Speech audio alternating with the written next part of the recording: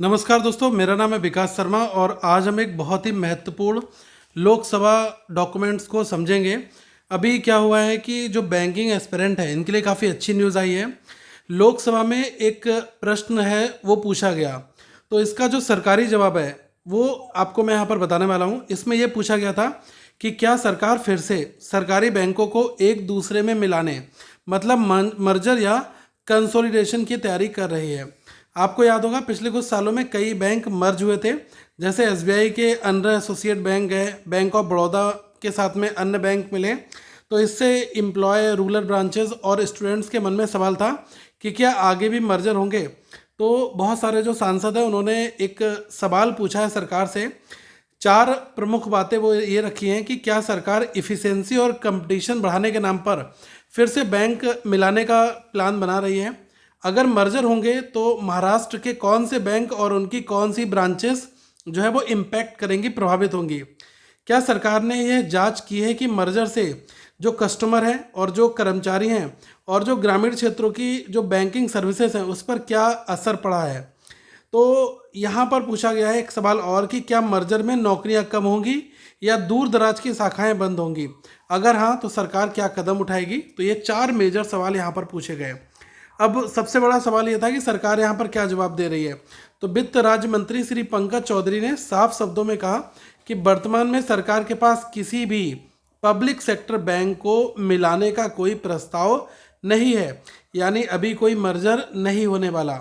अब bank aspirant के लिए ये गुड न्यूज़ क्यों है, क्योंकि जब मर्जर्स होते हैं तो रिक्रूटमेंट और वैकेंसीज आप देखते होंगे इसके ऊपर थोड़ा सा विराम लग जाता है या फिर कम हो जाती है, क्योंकि दो तीन बैंकों की जगह एक बड़ा बैंक बन जाएगा।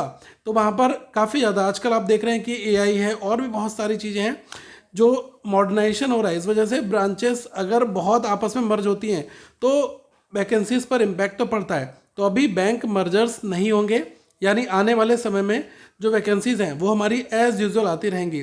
रूरल और जो सेमी अर्बन बैंकिंग ब्रांचेस हैं वो हमारी सर्विसेज देते ऐसे ही रहेंगी और एम्प्लॉय और ब्रांचेस पर अभी इमीडिएट थ्रेट यहाँ पर कुछ भी नहीं है। आगे मैं कहूँगा कि अगर आप एग्ज़ाम्स 2026 की तैयारी कर रहे हैं तो आपके लिए एक सुनहरा मौका है।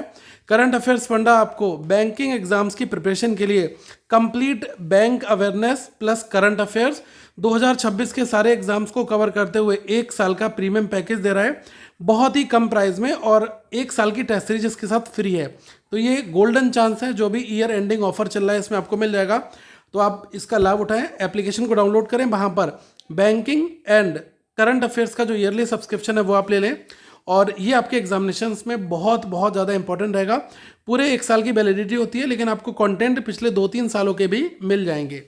तो अंत में मैं यही कहूँगा कि सीधा सा इस डॉक्यूमेंट का मतलब यही है कि सरकार ने अभी भी किसी नए बैंक मर्जर पर काम नहीं किया है और ना कर रही है। तो इसका असर जो है, अच्छा असर आपको देखने को मिलेगा रिक्रूटमेंट, जॉब स्टेबिलिटी और बैंकिंग सर्विसेज पर आप देख पाएंगे। तो अगर आप बैंकिंग की तैयारी कर रहे हैं तो एक पॉजिटिव सिग्नल है। आपका फोकस रहना चाहिए स्टडी, प्रैक्टिस और नई वैकेंसीज आने वाली उसकी प्रिपरेशन पर।